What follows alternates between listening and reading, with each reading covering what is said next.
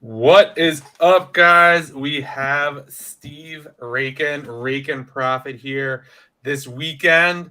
We are a little late. We had to work out some audio issues, but we should be good to go now. Thanks for being here, Steve. Hey, appreciate it. Excited to talk to some of my 7-figure Amazon friends. So I can't say no to that. You guys are always on to some next level stuff. So I'm pumped up to chat with you guys as well. Yeah, awesome. What have you been up to? So just grinding away, my business is probably 98% eBay to Amazon flips right now. So I've really transitioned out of a lot of the older things that I used to be doing. Learning about a lot of new niches now, getting into a lot of toys, electronics, ramping up for Q4. Just grinding away, getting after it, maintaining the 50K a month mark, trying to get on your guys' level to the 100K a month mark by Q4. So that's the goal. That's awesome. Are you focusing on the other niches like eBay to Amazon still? So yeah, like I'm pretty much all eBay to Amazon now. But when I first started, so I've been doing eBay to Amazon for about 18 months now. And I started it not really on purpose, just because I got in a car accident about 18, actually a little longer than that, probably like 20 months ago. Got in a really bad accident on the highway, got smashed from behind. I don't know if any of you guys have ever been in a car accident, but Yeah. traumatizes you a little bit. And, my whole business, which a lot of people know me from, like thrifting and Goodwills and scanning books and all that. And it's still great. I mean, I taught my mom how to do that 10 years ago. She's still running around like a crazy person, going to all the thrift stores, scanning books. So she's holding it down for me in Connecticut. But after my car accident, I said, I've got to find a way to be able to source inventory without leaving the house all the time. Like, I still drive around. I'm still a normal person, but like I used to drive all over Connecticut, like all across the state to auctions and flea markets and garage sales and thrift stores. And I was like, there's got to be a better way to do this. And over the years, like I would buy like random items, like for example, like a Sony CD player that's maybe discontinued from like the early 2000s. I used to pick those up from thrift stores brand new sometimes and sell them for $200-$300. And couple times, like it started a few years ago, I was like, you know what, I wonder if I could find these on eBay and buy them and flip them on Amazon. And I did it a couple times. Like I would flip items from eBay to Amazon, like even like 4, 5, 6 years ago, but just far and few in between, because everybody told me you can't do it, you're going to get kicked off, you're going to get in trouble, the Amazon police are going to show up to your house and doing a freaking a UFC move or something like that. And yeah, I mean, I just started doing it like 18 months ago, and 500 a month I did the first month, and then I did like 1,000, then 2,000, then 5, and then 10, then 20, then 30. And I've just been slowly building it up, and I've been holding the 50K mark for about 3 months straight now. And, now I just got to spend more money. That's it, Yeah, no, that's amazing. I don't know why it's not letting comments populate. It's super weird.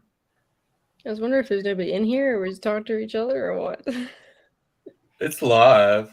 Yeah, people are in here. It's just we got to get you guys off this what is this software called again? StreamYard. StreamYard is killing us today. Oh, there's someone I could see it like on.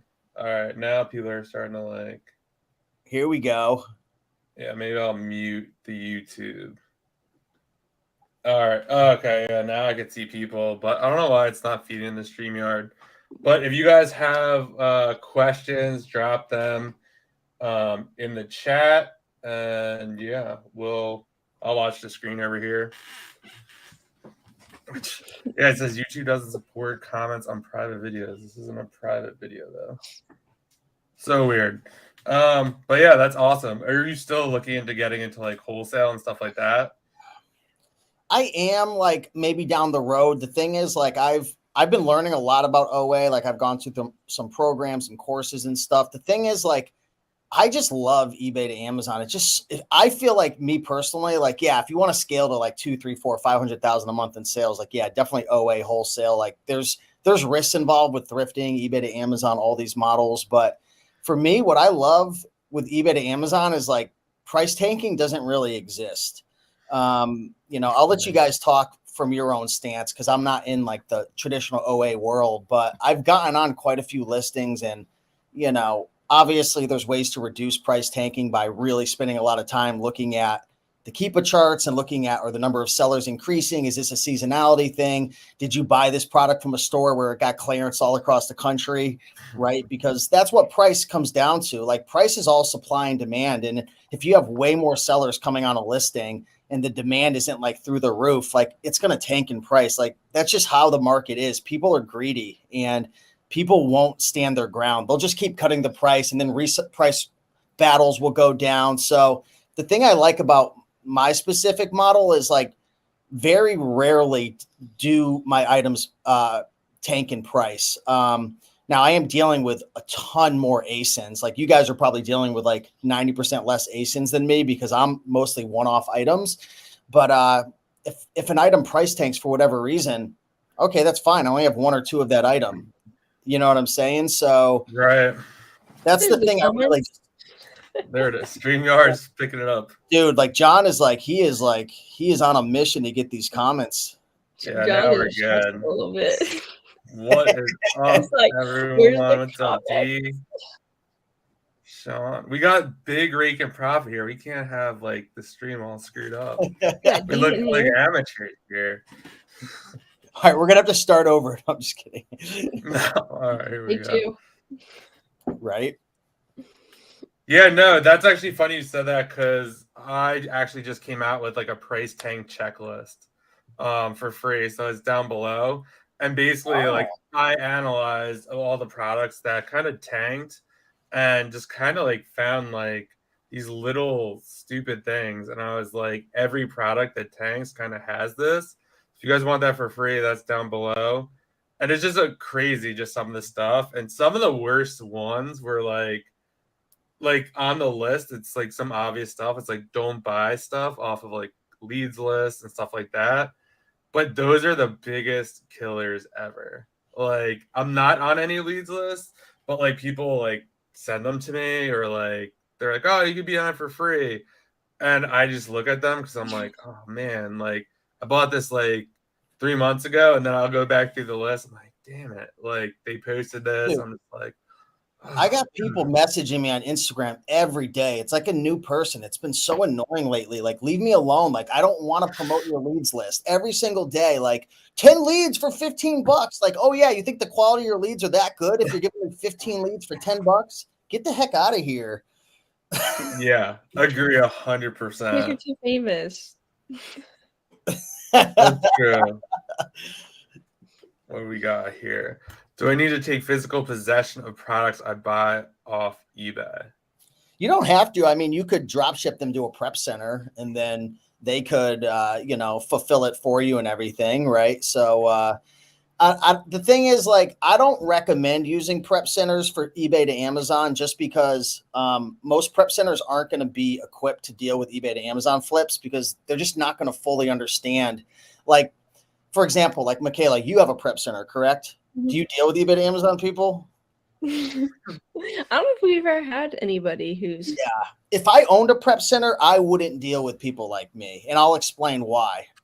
Like, from a business standpoint, like, you want to have like a system, right? Like, you want to have like a bunch of products come in like a box, and you could just go through a nice workflow. With eBay to Amazon, like, I would be a nightmare for you. Like, I would send you 1,000 random packages from 1,000 different suppliers with items that could be counterfeit, that could be damaged, that could have issues, that could be shipping the wrong thing. Like, just imagine the logistical nightmare of that.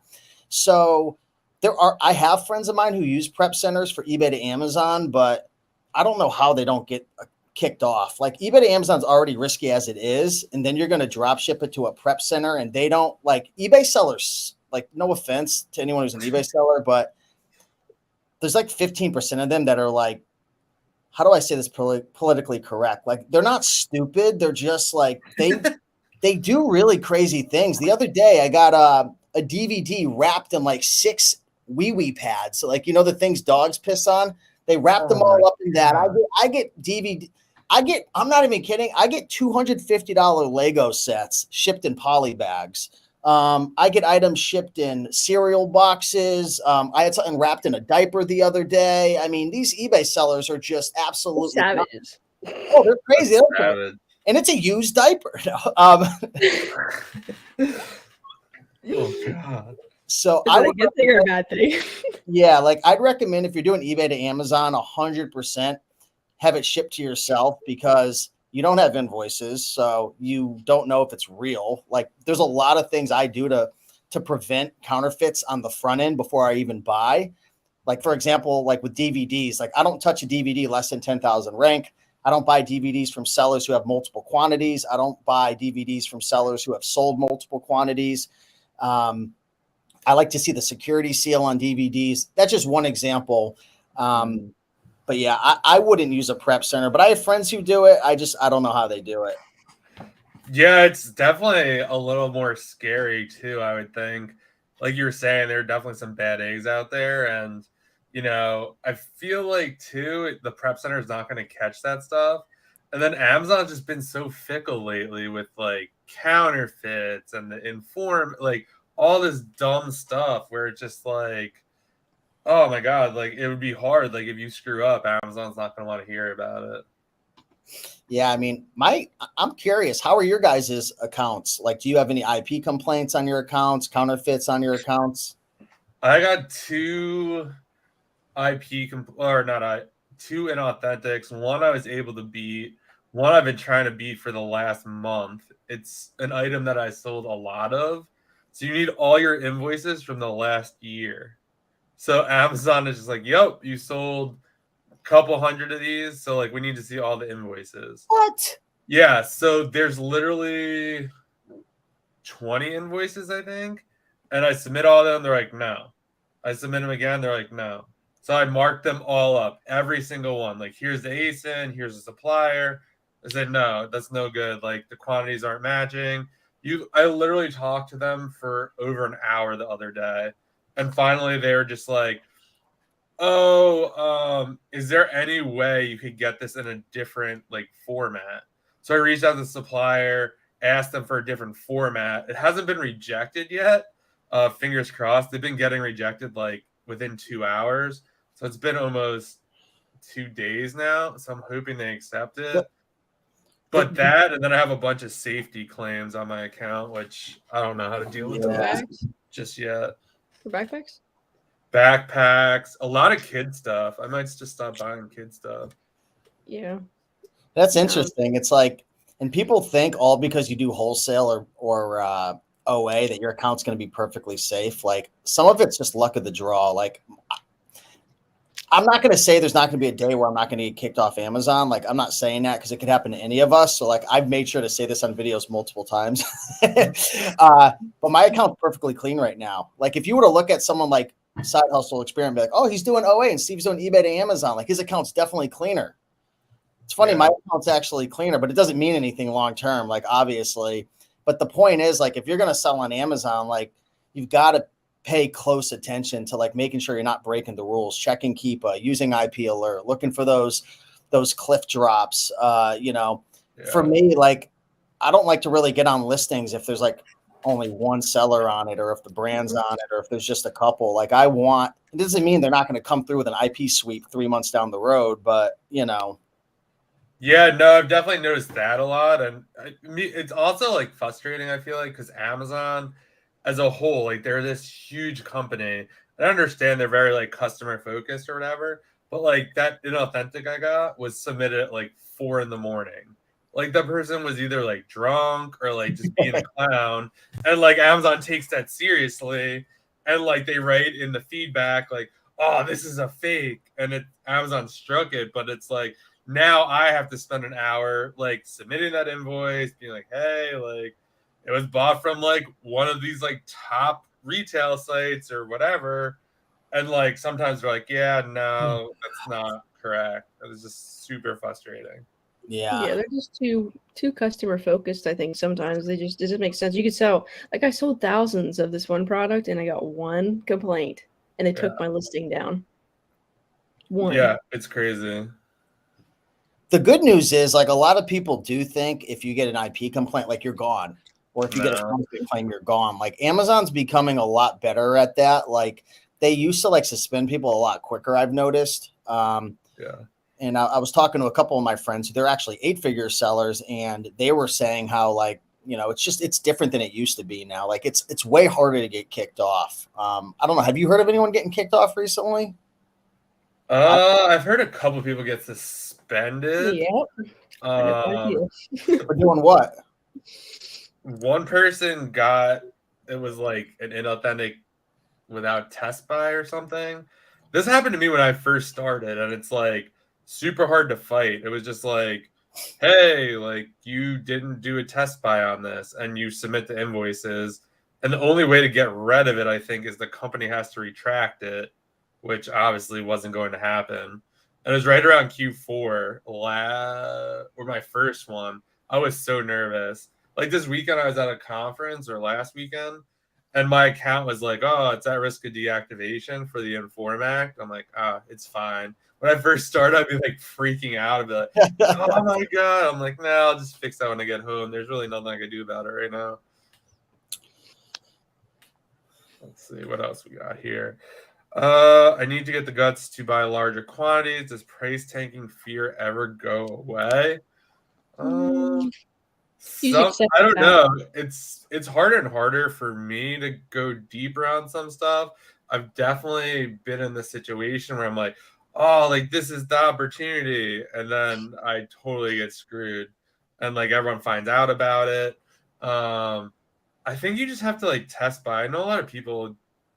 I don't know. You see a lot on Twitter and Instagram now, like no test buys. Like I'm not test buying anything, and like I guess that's all good and great.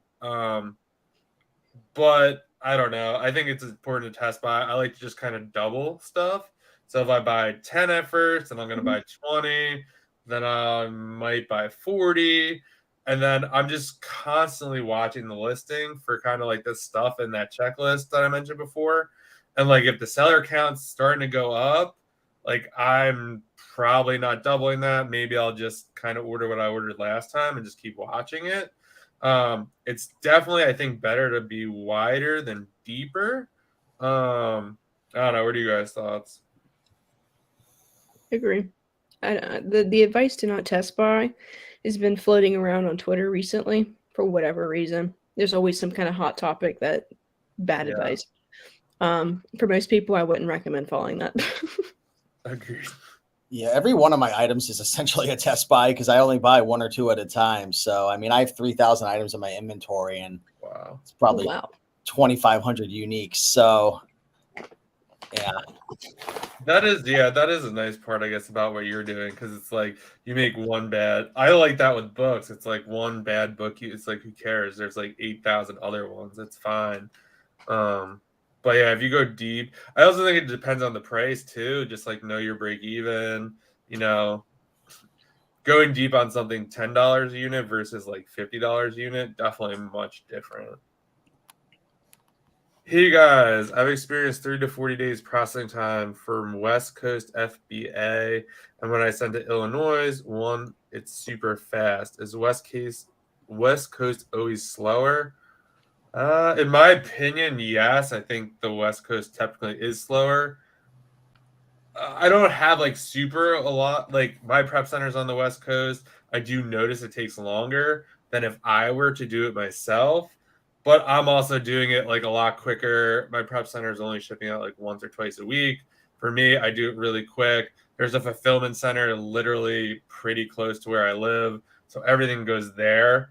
And there's just sometimes where I've had like stuff on the West Coast check in within a day or two, and then there's other times it's taken 30, 40 days.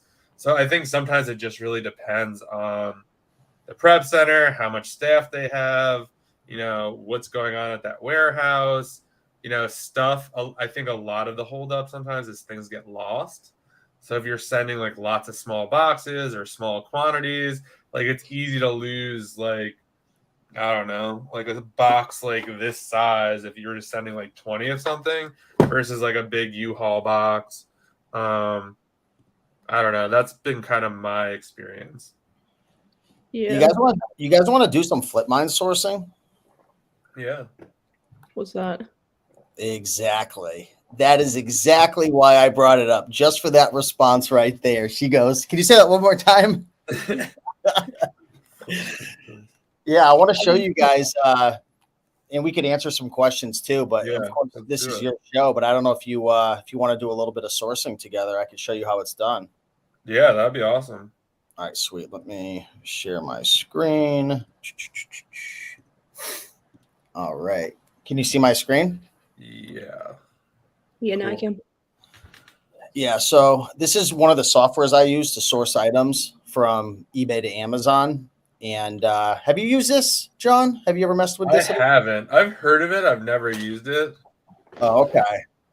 Yeah, so essentially you could set up a criteria. So like, for example, I'm looking for new items with at least an ROI of 18%. Usually my ROI ends up around like 30 to 40%, but I have it a little lower because I want to make offers and different, talk to sellers and try to like make deals and stuff. I have the rank at 500,000 because I source all categories. And Okay. my model is like really different than what you guys would do. Like you guys would like, it's so funny. Like I talk to some traditional OA sellers and I tell them like some of the things I'm selling and they like laugh at me because like you guys would never mess with like an electronic that was probably like 350,000 or something. Like you would be down at like 30,000 because you're buying a bunch. But like if there's only 3 or 4 sellers on a listing and it's selling 5 or 6 times a month, if I just buy one and I'm going to make a 50% ROI on it, then I don't mind, picking up that item. So that's where I keep the rank. I'm looking for at least an $8 profit, and I'm trying to source items that are selling for more than $30 on Amazon. So essentially what this software does is it does a comparison against eBay and Amazon, and it brings back all the results that meet that criteria. So if I refresh this page, and the cool thing is it'll actually let me know what I'm restricted in. So if I hit, so there's 2 items I can't sell. So there's 171,000 potential items that I could source right now off of FlipMine. Wow. That's pretty crazy. Yeah, that meet this criteria. So let's look for a couple items right here. So here's a Milwaukee item right here. That actually, let me change up something really quick. So I'm going to calculate the profit based on the 30-day moving average, based on the buy box, and I'm going to filter the rank based on the 30-day average. Which is really smart to go by the average because who knows what's going on. Well, you're never going to get accurate data when you're using any softwares, whether it's like repricing software, scanning apps, because they're all working through the Amazon API, and you know how that goes. Oh yeah. So let's take a look and see if we could find some items that stand out here. So let's see what we have here. A Lutron daylight sensor ceiling radio power saver. I don't even know what the heck this thing is. $64.99. You can see the seller feedback 98%, 1,500. Let's go over to the Amazon listing. Let's see what this is selling for right now. So it's selling for $109.99. So we can pay what, $64.99. Let's take a look. So there's only 4 sales per month, and it looks like there's actually only 1 FBA seller on it. Let's take a look and see. It looks like the number of sellers is going down. The buy box looks like there was an FBM at 64 back then. I don't really care. FBM, wow, it's okay. So FBA wanted at 97, FBA 82, and now someone's at 109.99. Let's go into the buy box statistics and take a look. So this Thunderbird has been winning it the last 30 days. It looks like over the last 90 days, the FBA sellers 82, 98, 89, 88. So 109 is pretty inflated right now, and I don't like that. This actually might be. I think you're not sharing that part of your screen potentially. Ah, crap! Rookie mistake. You should have told me. Holy man! No, I was like, no. Crap. We were just in the groove right there. Oh my God! How do I share my entire screen? All right, there we go. Can you see it now? There we go. Yeah. Okay, cool. Holy mackerel. Yeah, so I'm looking on the listing right now, and I don't like that there's a merchant at $60.98. And this is actually a beautiful recipe for price tanking. when you have a merchant that is like literally like 50% less than the FBA.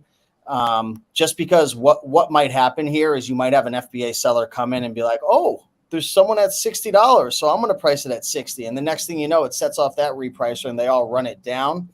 So an item like this, I probably wouldn't buy. I mean, I could probably sell this like comfortably for like $94.99, but for $64.99, it's only a 14% ROI. So I'm not going to mess with that item right there. Let's see what else we've got here. Are there items you specifically stay away from when you're doing eBay to Amazon? Man, I bought condoms the other day and flipped them. So there's really no line in the sand for me. Ethics, values, it all gets thrown out the window when it comes to eBay and Amazon. No, I don't mess with a lot of health and beauty because there's so many IP complaint issues. Yeah.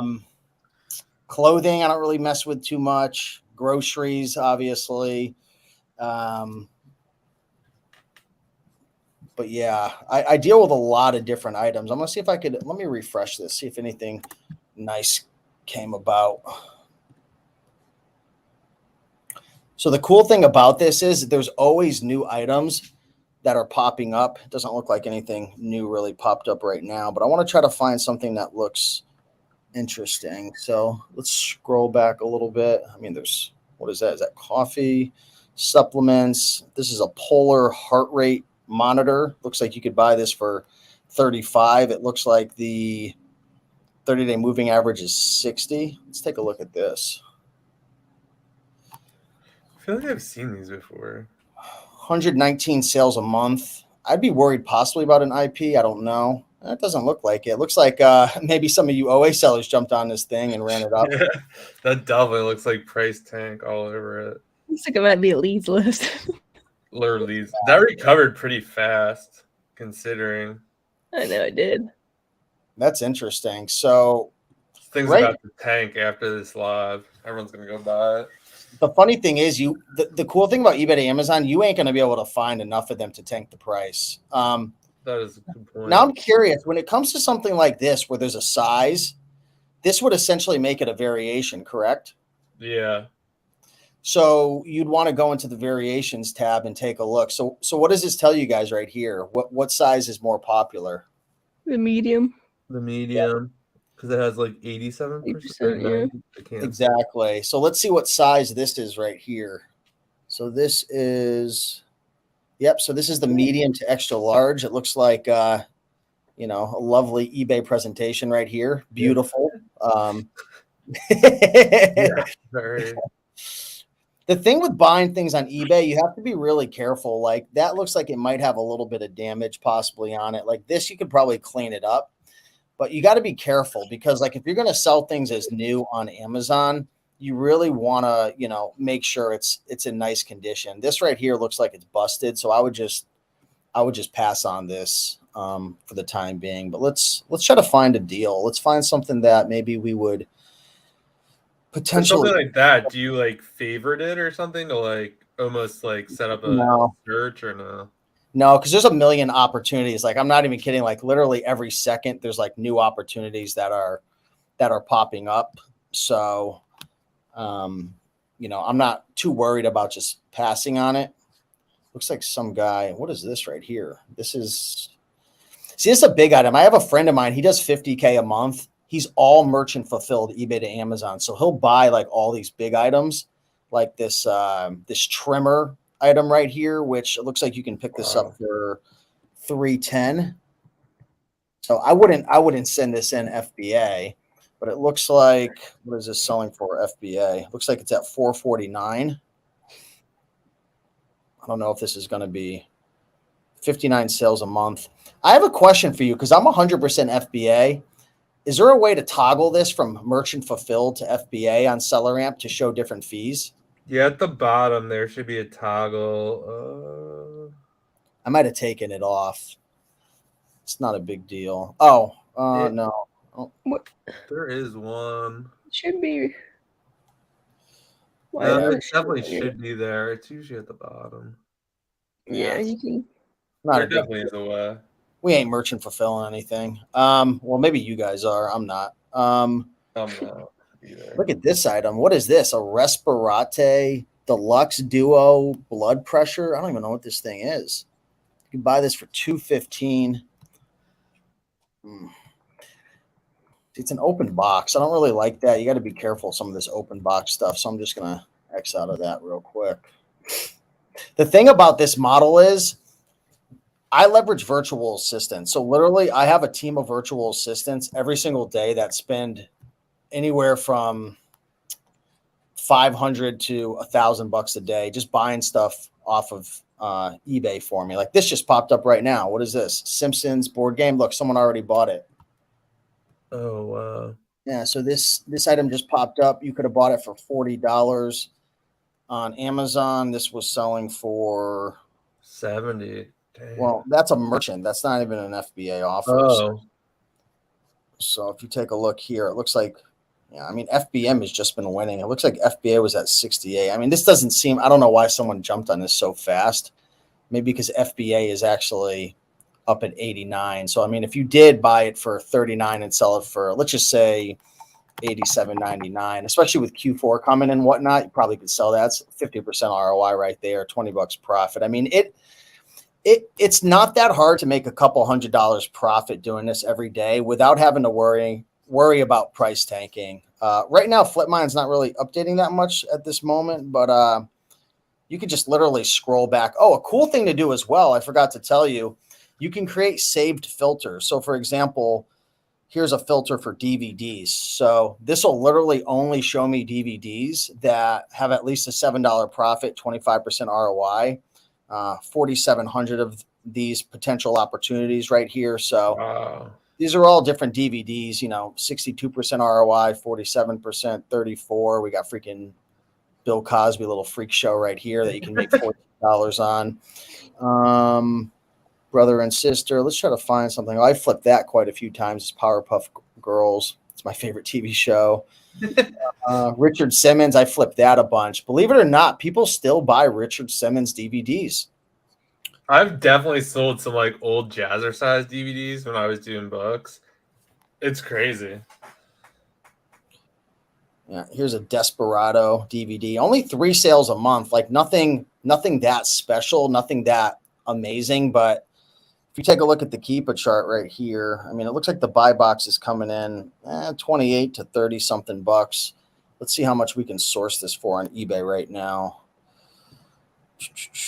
So it looks like you could actually buy one right now for $11.55, and it looks like the buy box is, sorry, I got a lot of tabs up. What is the buy box on this thing? Is there even a buy box on this? I think it might be suppressed. Yeah, well, the lowest offer is $32.99 right now. So, I mean, I don't know if this is going to be very profitable. I mean, if you sold it for that, even if you sold it for $28.99, and I've got, this is actually low because I have $3 in extra fees on the back end that gets pulled off because I estimate like my listing team and my sourcing team. So for someone who's just a one-man, one-woman show, you would make like $8 profit on this for the most part. And these are the types of items I go after on Flipmine. I mean, there's I'm not even kidding. There's thousands. It just doesn't end. It's just literally unlimited opportunities with this software. It's insane. Wow. These are all just potential. I'll look into this. Yeah. So. Pretty cool. Yeah. So. Don't want to steal the show, but just wanted to give you guys a little bit of value on the exclusive side hustle experiment show. Yeah, no, this is really cool. And geez, yeah, I'm definitely gonna have to look into this. I think you could also use it too to like even to see used to see if you can find it like new for OA or just like even other brands for OA, like that Polar thing. Like I'm sure they sell a bunch of different stuff. Oh yeah, it's crazy.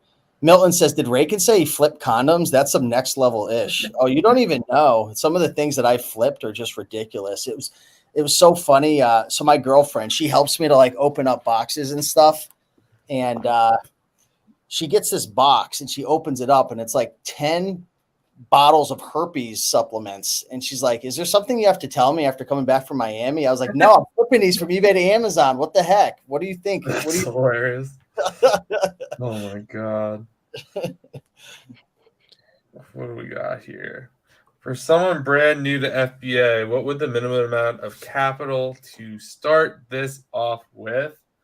I think it depends on where you start. If you're starting with books, you could probably do like $500. I feel like if you're doing OA, if you really want to do OA, like get some software, probably like $2 to $3 grand, maybe 5 would be good. What do you think? I mean, the more money, the better. Anyone who tells you capital isn't an advantage is lying to you. Like, the more capital you have in this game, it's a huge advantage. Like having access to credit, revolving credit, cash. Because the thing is with this game, and people don't want to tell you that. And the sad part is, like, half the shit you see on freaking Instagram and stuff and all these YouTube channels. And like, I guess I'm guilty of it too sometimes, is like, the sad part is if you don't tell people you're going to make money like overnight, like people just don't want to watch your videos. Like they're just like, they want to get rich quick. But the truth is, like, selling on Amazon is the opposite of that, because you could make a crap ton of sales. But the issue is, like, especially as a new seller, they're going to hold your money for multiple months in reserve. It's going to take time for your stuff to sell. And then when it sells, you have this 2-week game where, like, you've got money going into escrow and then you're getting paid out. And then your profits, you're reinvesting it back in to build your inventory. So, I tell a lot of my students and followers, like, 12 to 18 months, like, 12 to 18 months. If you're not willing to put that in, like, if you thrift and hit book sales and stuff like that, you can make some money, but a real business, 12 to 18 months, my opinion. Feel free to disagree. I mean, I'd agree with that.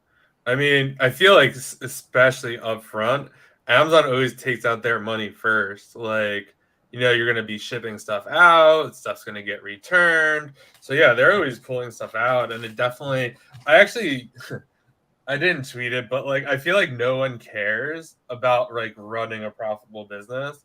Like, as long as you're like putting up orange bars, it's like, oh, it's all good. It's like almost these people have like no bills or something. It's weird. Yeah, as long as you're flipping condoms, you're good, Exactly. Raiken is the OG Dungeon and Dragons player handbooks. I had a webinar recently where I shared a Dungeon and Dragons book that I flipped from eBay to Amazon. So I guess I'm the expert now. I used to love getting those in Gaylord's books because you never get one. It's someone always has like 30 or 40 of them, and I was like, oh my God, they're so profitable. One time, if you could like look in their first edition, like you could sell a ton of those on eBay. I still remember. I still die to this day thinking about this story. It's so funny because, like, I taught my mom how to sell on Amazon. Everybody knows I've made a million videos about it. But one time we were at a Goodwill, and my mom's so sweet. Like, she's 69 years old now. She kind of waddles around the thrift store, and she's got her cart. And one time she found like a whole bunch of Dungeon and Dragons books. I mean, it must have been like 10 or 15 of them. And it was just stacked up. And like some of these books are kind of thick, It was stacked up in her cart. And like these 2 resellers like came in, and they're like, I'm with her. And they're looking at her cart and they see all these Dungeon and Dragons books, and they're like lighting up and they're like, what is this old lady doing with all these books? And they didn't know, like, my mom scanned them all. But I was like dying laughing because I'm like, yeah, she beat you to it, sucker. That's so funny. What's up, Joji? Podcast episode rendering right now. Sweet. What else we got? Matt says, how many ASINs do you have and how do you manage pricing on all of those? Is that for me or for? Yeah, I think it's for you. Okay. Yeah, I have close to 3,000. I use Be Cool. So I used to use, I switched my strategy recently. I used to, I have the AI repricer. So it's like, I don't know, $150 a month or something based on my amount of ASINs. But I used to use conditional repricing rules. So I would use AI Sales Booster with conditional repricing based on inventory age and some factors related to, like, if I wasn't winning the buy box. But I was kind of tanking some of my prices and I didn't have the best systems in place. So I actually just switched over to just traditional Sales Booster. AI sales booster with Be Cool. I think you're using what, Aura or whatnot, Yeah, I'm right? using Gora. Yeah, I switched over just recently. Why is that? Can you share like what the benefits that you found were from Go Aura compared to So Be for Cool? me personally, it's just easier.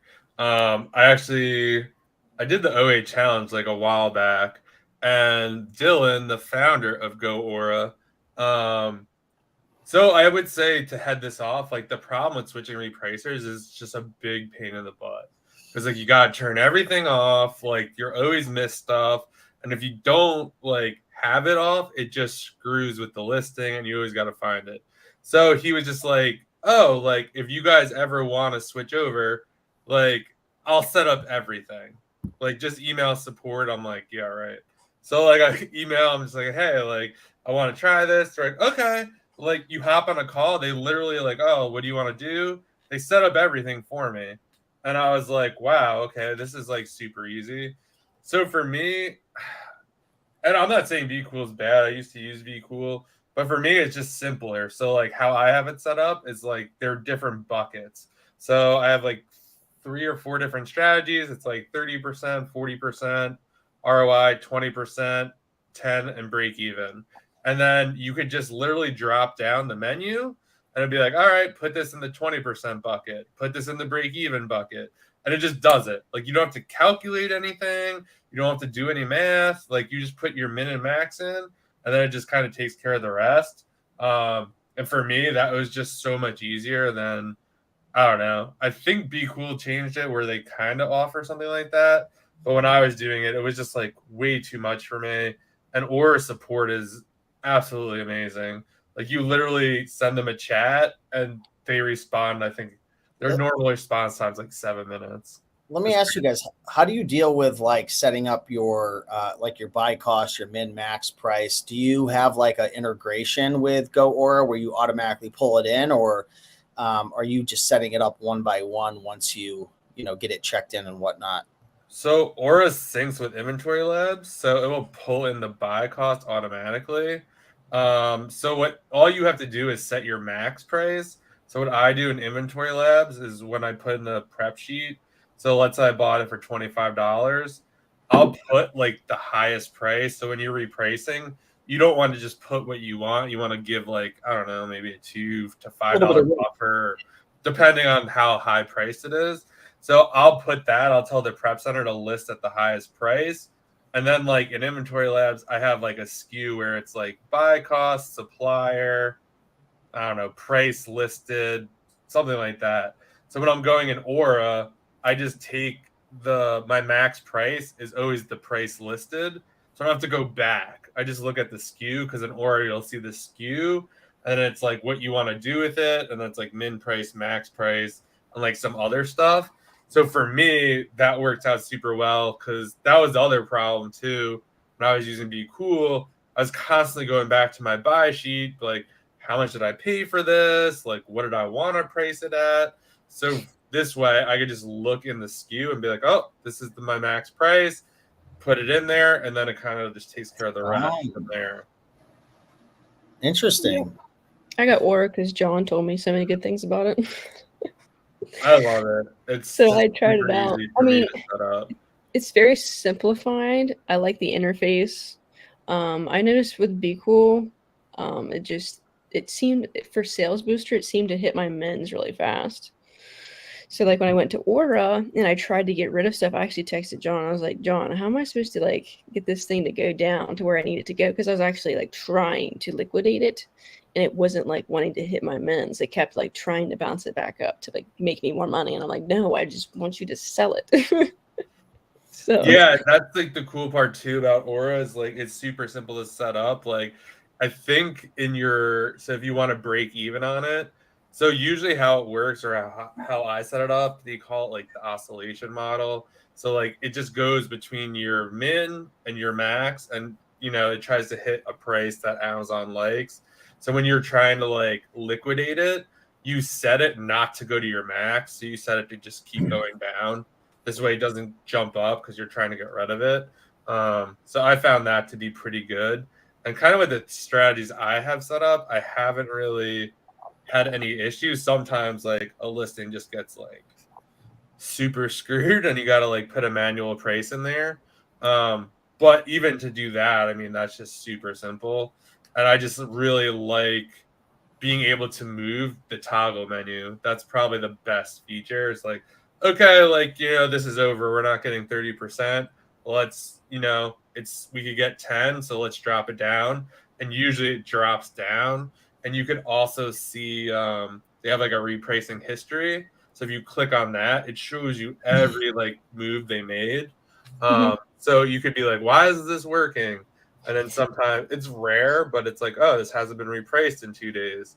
And there would be some times where it's like, oh, I never set the price, or I didn't toggle this on. Like, it's not their fault, it's mine. But like, without like seeing no history, I wouldn't really have thought to like kind of look into that.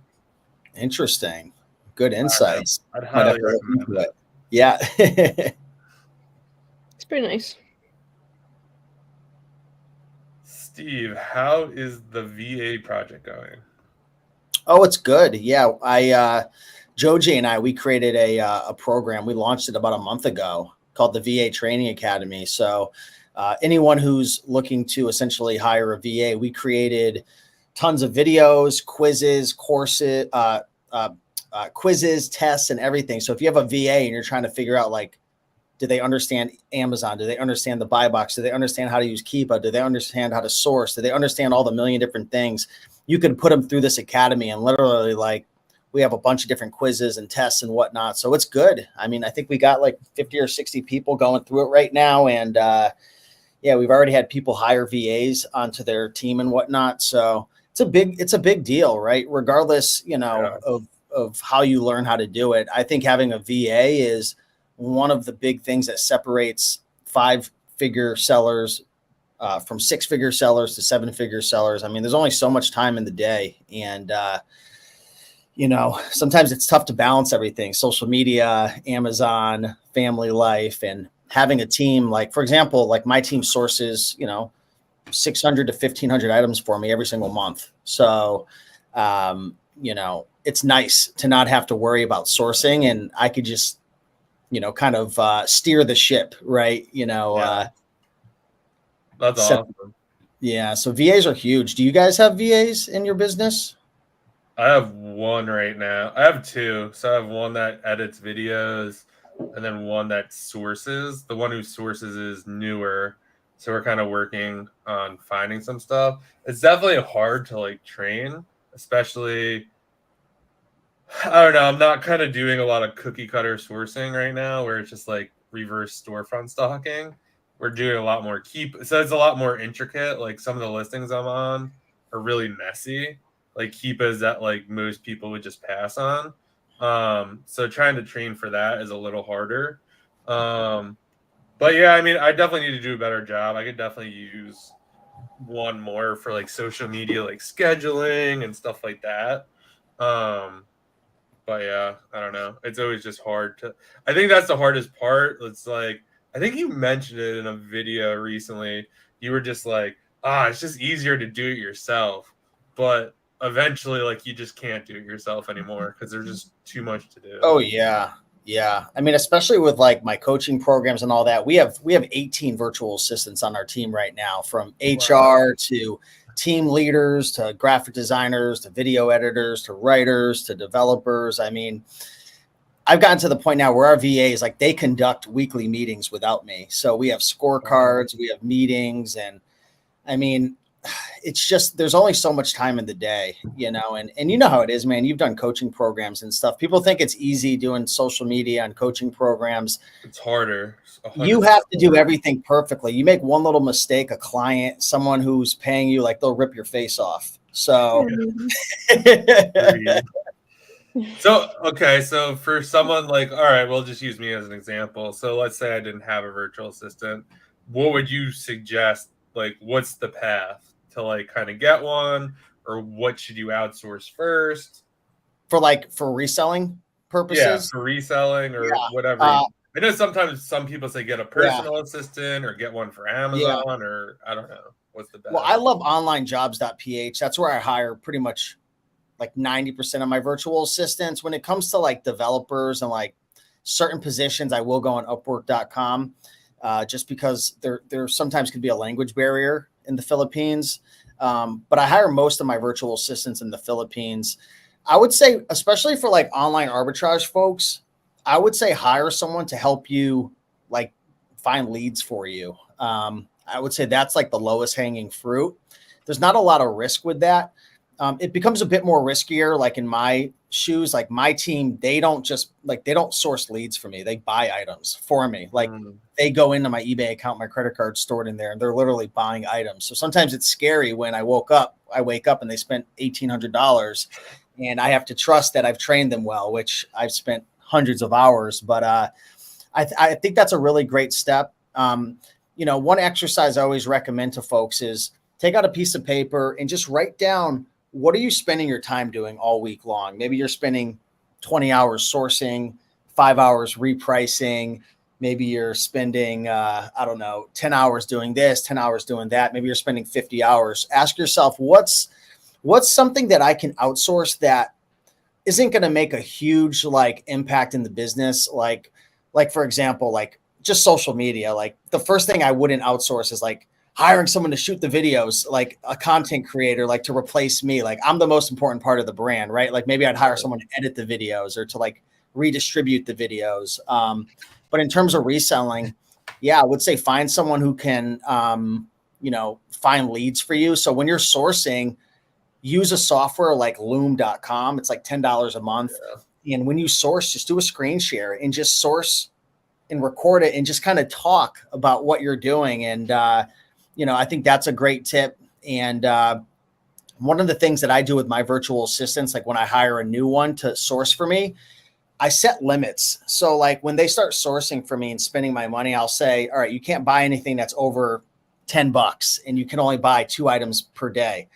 So they'll buy the 2 items. I'll put Loom on and I'll make a video sharing, okay, this was great. This could be improved. Don't do this, do this. And then the next day, maybe they buy 3 and then 4, and you're slowly building them up. But you have to understand, me, you, virtual assistants, anybody, like we're human, we're going to make mistakes. And you're not a boss. You're a mentor, you're a coach. And when you hire a virtual assistant, you really want to come from a place of coaching and mentoring and helping, because essentially the goal of hiring a virtual assistant is to clone yourself. And a lot of us, and even our family members, they might look at John or Michaela or look at us and be like, oh, they're just reselling on Amazon. That's so easy. They just scan items and spend money. But they don't understand Michaela is like analyzing 642 different factors and variations and buy box. And they're looking at her replens list and like, what did I sell it for? And seasonality. Like there's a lot that goes into making a decision. And it could take you an hour to buy your first item, but over time, 50 minutes, 30 minutes, 20 minutes. And then you turn into John and you're like analyzing things. And like when I was on your coaching calls and stuff, man, you were quick. You were just boom, boom, boom. I was like, holy crap, this dude's like the freaking Amazon ninja.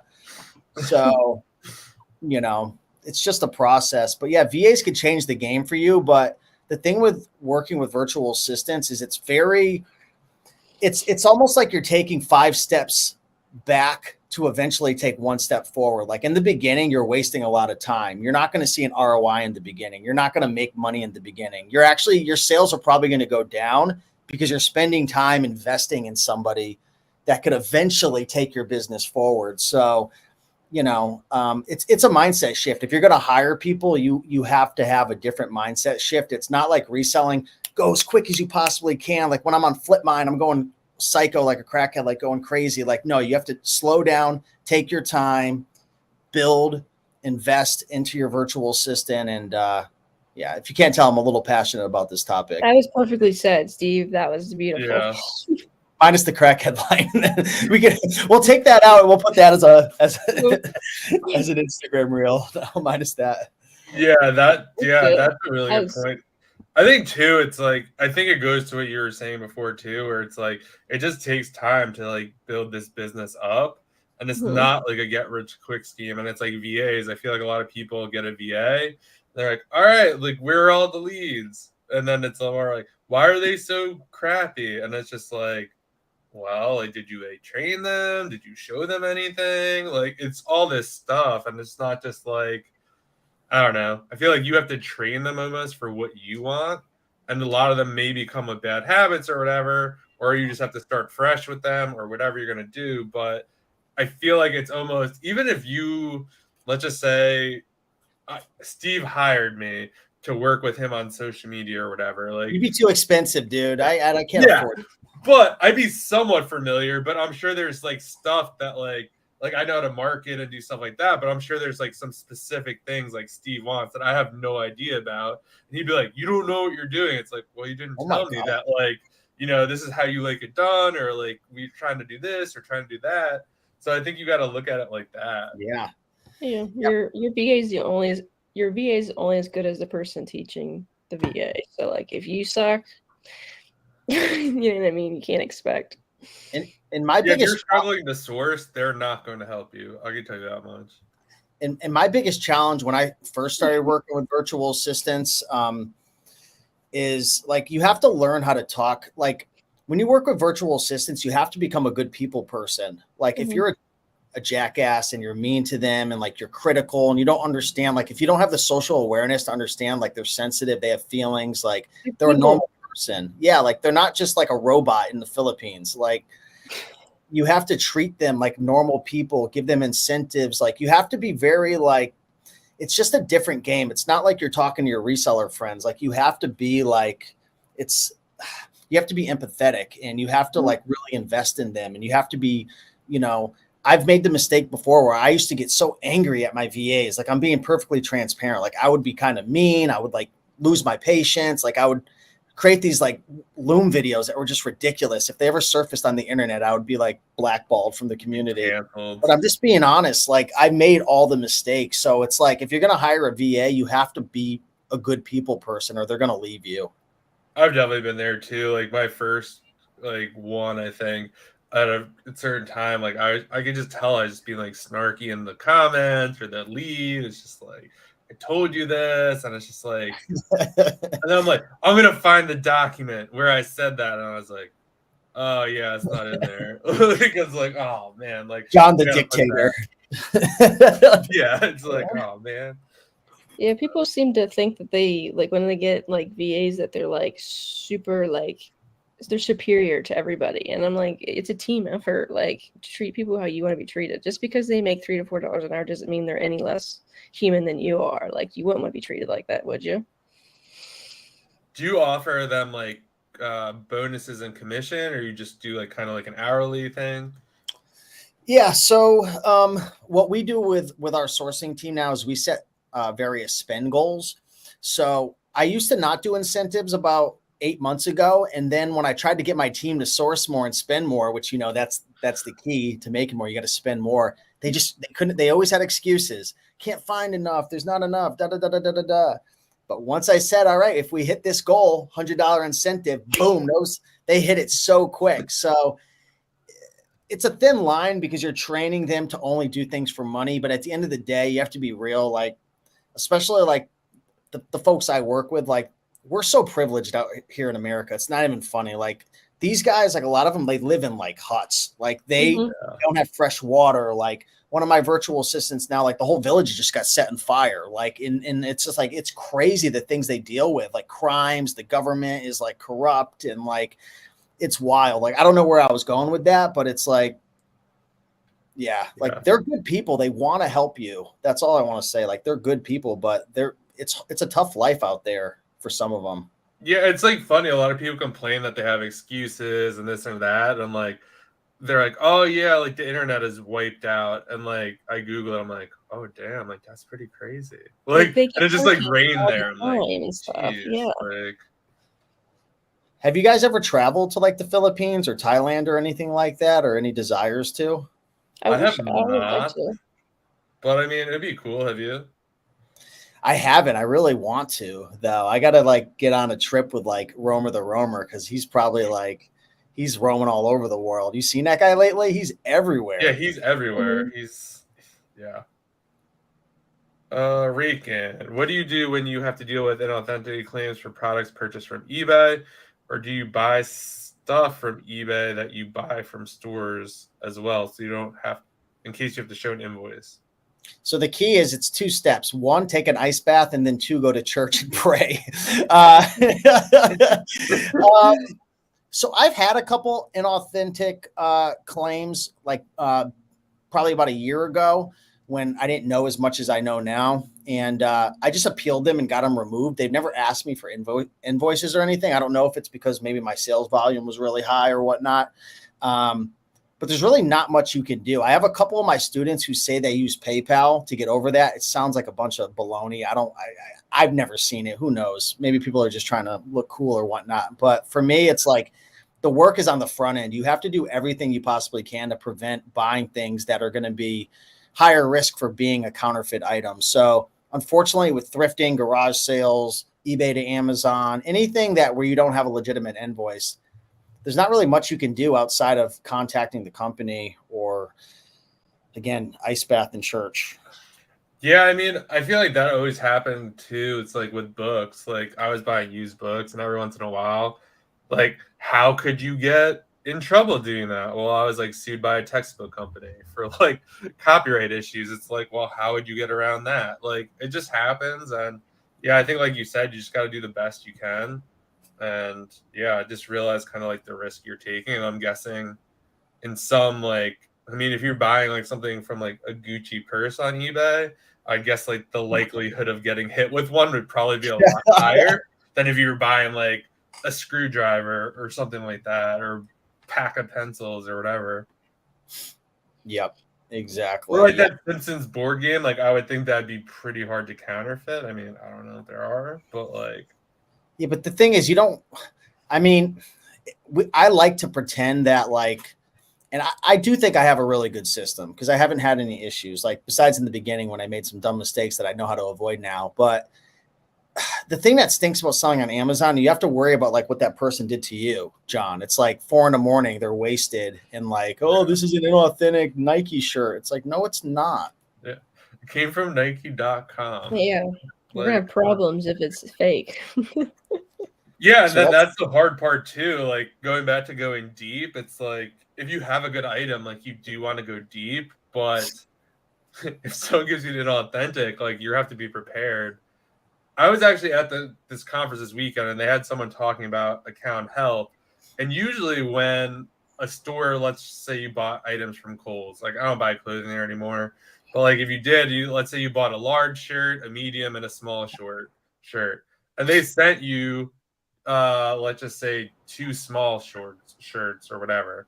So you send it to Amazon, and basically, they say the small shirt is inauthentic, but you only have an invoice for one because like Cole sent you the wrong thing. So, and I was like, oh damn, like I never even thought about that because like I try not to return. I try to like stay under the radar. Like, oh, that's fine. Like I'll just list it under another ASIN. But they're like, yeah, if you have a problem with that and you don't have an invoice, I was like, oh, I didn't think about that, but I don't know. Try to do the right thing and you get screwed anyway. Pretty much. Can I ask a question to Michaela real quick regarding prep centers? This is a live right now? No, go ahead. Free promotion for the Oregon Prep Center. Okay. Yeah, no, I've actually been like, so I had my lister. It's a good friend of mine. So he quit on me.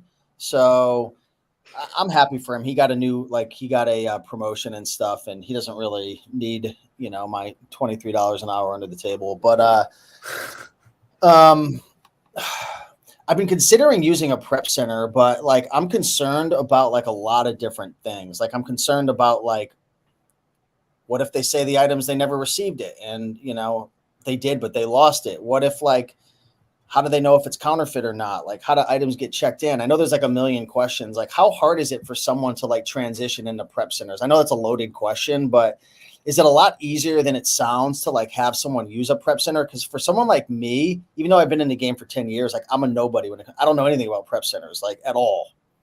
Like, what advice could you give to someone who is like thinking about it, but they're so scared that it's going to be like a huge challenge to transition? So like I had issues with it before I ended up switching to a prep center. So I did all of my prep from the time I started till June of last year, and I was doing like 60, 70K months. So I was doing a lot of prep myself. And it was just because I was afraid of letting go of the control, quality control issues. I didn't want them to accidentally do something and it ruin my account and then I get suspended. Like there were just so many different things that I was worried about. What if they lose inventory? What if they steal from me? Like there's all kinds of things I was thinking about. But I had multiple people reach out to me like, Michaela, you got to do something different. Like there's no way you can sustain, the scaling that you're doing right now with, no prep help. So I decided to do a prep center, and that was my first one. That was in Montana. And I just sent like 10% to them and then slowly kind of just upped it until I felt comfortable with sending the full amount. And then by the end of the summer, I was pretty much full prep center other than like back to school. Like I had stuff that I was FBMing, but that wasn't like I'm not doing it myself. It's just for FBM.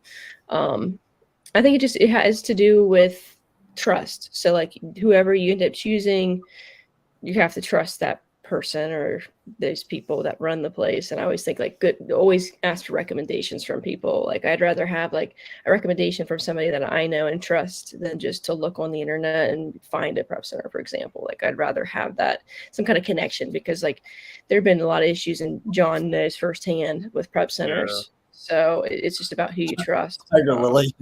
Yeah, Tiger Lily. Never use Tiger Lily. You got Tiger Lilied. That's the new saying. Yeah, I would say for you too, it's like you might want. I know there are ones that do books, so I mean, maybe one that does books would be like better for you because they're used to like conditioning stuff. I think you could I mean, you're like the master of outsourcing. I feel like you could maybe just be like, hey, if anything looks fishy, like put it on a box and like we'll do a Zoom call and like I can help you like analyze it or something. You know what we need to do, Michaela? We need to partner up and do a freaking prep center for like only eBay to Amazon people. Like that's a huge need. I'm not even kidding with you. It's a huge need, and you could charge. I'm not even kidding. Like, what is it? What do you charge for like normal prep? Like a buck or two for like just normal stuff? Yeah, it depends on like how many you send in, but it could be like $1.35. It could be $1, sub-dollar, depends on how much you charge. spend. Nothing less than $3 to $5 for an eBay to Amazon flip, and people would pay it because the margins are so stupid.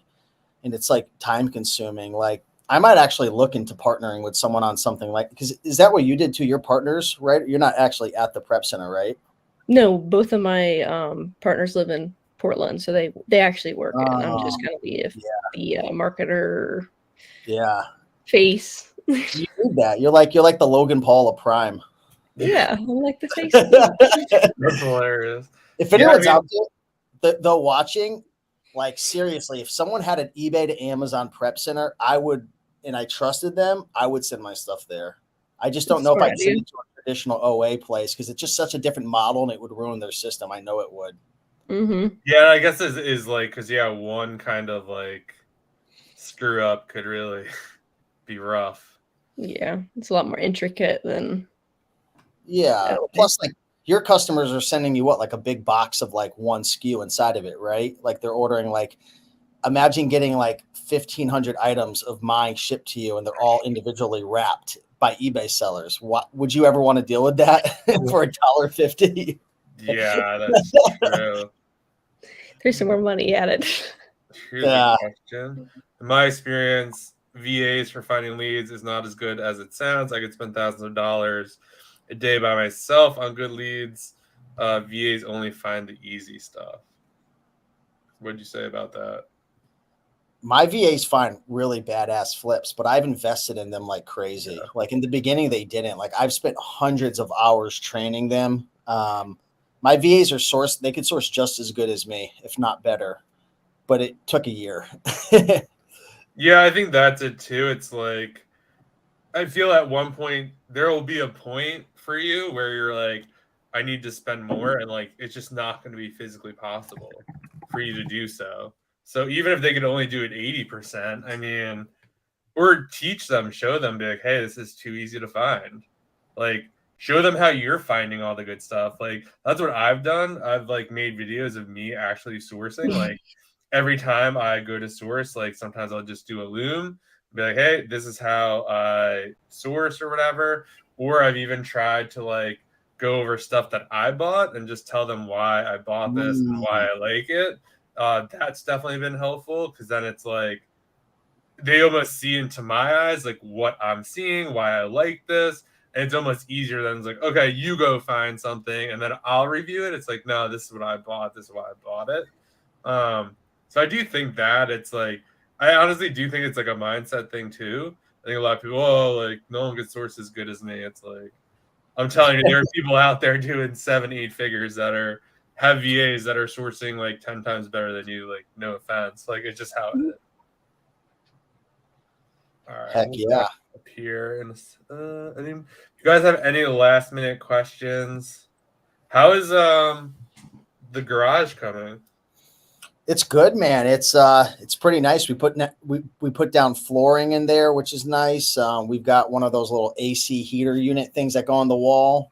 Nice. So I mean, I've got my own little prep center right in there. So it's nice. I mean, it's you know, you want to have an environment you feel good in, and you know, I don't spend a ton of time in there because I really only spend usually like 5 hours a week on my business because I have people who do most of all of it. But it's nice when I'm working in there to like not be like feeling like I'm in like a nasty garage that smells and the floors are cold or it's really hot or like, yeah, I'm being all bougie, right? Here I am like complaining about this, and we were just talking about our VAs, but We live in huts. yeah, I know. So all right. So for perspective, how long did it take you to get to like 18 VAs? Obviously, you've been doing this for a while, but like, what would you say? So I really only had a couple. Like I had fired a bunch of my VAs probably about 18 months ago because like I was kind of just shrinking down my business and stuff, and I wasn't going as hard as on like YouTube and stuff. But about a year ago, I made a huge change, and I read this book.